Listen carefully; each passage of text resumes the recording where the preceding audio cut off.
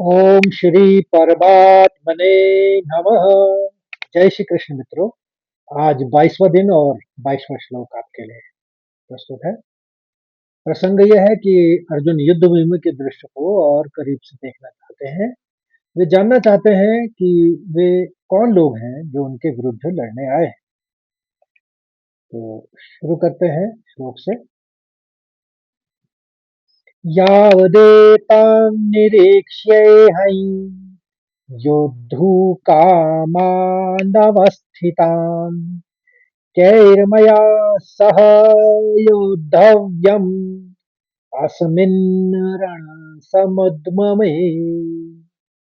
यावदेतान्निरीक्ष्यैहं योद्धुकामानवस्थितान् कैर्मया सह योद्धव्यम् अस्मिन् रणसमुद्यमे।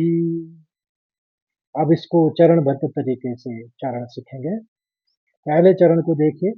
यावदेतान, दो नौ है तो यावदेतान एक शब्द कर लीजिए और दूसरे शब्द में य के ऊपर आघात है तो निरीक्षेयं और ह के बाद अनुस्वार यई का स्वर आएगा। जो क्योंकि पहला अक्षर दूसरे चरण में य है तो जब य होगा तो यई निकलेगा, व होगा तो वौ निकलेगा। ये आपने समझना है। तो पहले ही चरण को फिर से एक बार उच्चारित करते हैं। यावदेतान् निरीक्षैहं। अब दूसरे चरण को देखिए।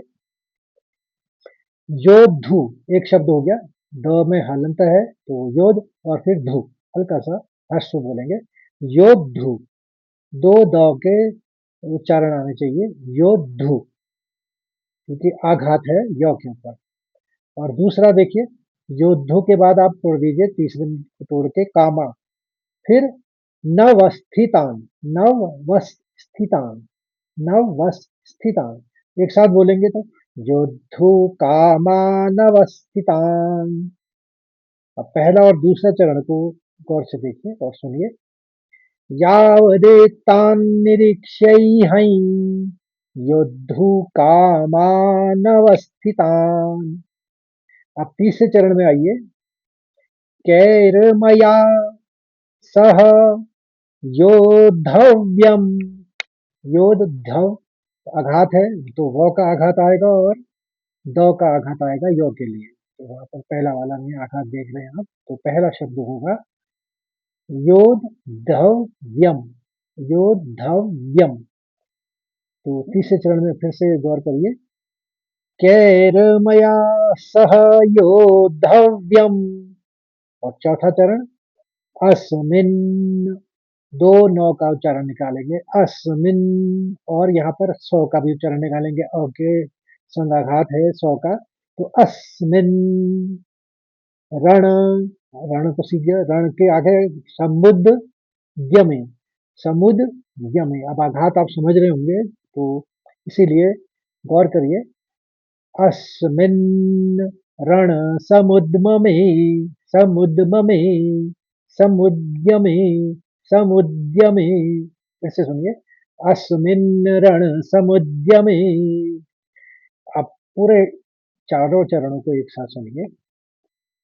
यावदेतान् निरीक्ष्येऽहं योद्धुकामानवस्थितान् कैर्मया सह योद्धव्यम् अस्मिन् रणसमुद्यमे।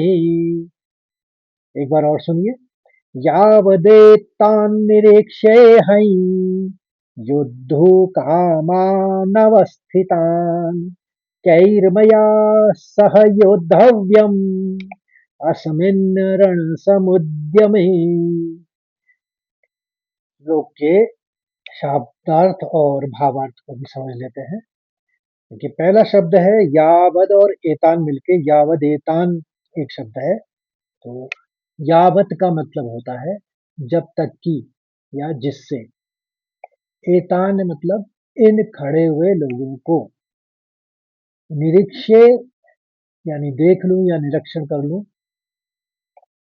अहम, वो निरीक्षे हैं जो हम है वो अहम के समय यानी मैं, और योद्धु कामान यानी युद्ध की इच्छा रखने वालों को, और उसके आगे है अवस्थितान।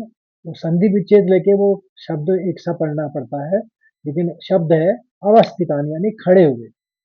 और कैर, जो कैर मया आप शब्द देख रहे हैं वो उसमें कई ही हो गया, यानी किन किन के, मया यानी मेरे, सह मैंने साथ, योद्धव्यम यानी युद्ध करना है या लड़ना है, अस्मिन मैंने इस, और रण समुद्र में यानी युद्ध के मैदान में या युद्ध के स्थल में। तो हिंदी अर्थ इसका इस तरह से है कि अर्जुन ने कहा कि हे अच्युत, मैं पहले श्लोक से ही कंटिन्यू करूंगा ताकि आपके समझ में जाए कि हे अच्युत, मेरे रथ को दोनों सेनाओं के बीच में खड़ा कीजिए, ताकि मैं युद्ध की अभिलाषा के साथ खड़े हुए इन विपक्षी योद्धाओं को देख सकूं और ये जान सकूं कि इस युद्ध रूपी उद्योग में मुझे किन किन के साथ युद्ध करना है। अब इसका भावार्थ समझते हैं। इसमें दो चीजें आती हैं, एक तो निरीक्षण है युद्ध का, सेनाओं का, और दूसरा है अर्जुन का आत्मविश्वास। तो इसको समझते हैं। निरीक्षण में अर्जुन युद्ध शुरू होने से पहले ये देखना चाहते हैं कि धृतराष्ट्र के पुत्रों के साथ देने वाले कौन कौन से राजा अपनी मित्रों को आमंत्रण देने आ रहे हैं। और दूसरा उनका आत्मविश्वास है कि यहाँ तक अर्जुन में कोई दुख या विषाद नहीं है। अभी तक उनके अंदर आत्मविश्वास भरा है, जो वो सेना को देखना चाह रहे हैं। वो एक योद्धा की तरह आत्मविश्वास से भरे हुए हैं और अपनी विपक्षी सेना को आंकना चाहते हैं। ये रखना चाहते हैं कि इनमें कितनी क्षमता है, मैं जरा देख तो लूं कि कौन कौन मेरे सामने युद्ध में खड़े हैं। तो ये श्लोक का पूरा अर्थ था। तो मित्रों, उम्मीद करता हूँ कि आपको ये श्लोक समझ में आया होगा। आज आपके सरलता के लिए मैंने ये लाल अक्षर से शब्दों को तोड़ा है, और आघात का भी हरे अक्षरों में आपको दिख रहा होगा। गौर से देखिए, ये आसानी के लिए है आपके। तो धन्यवाद और जय श्री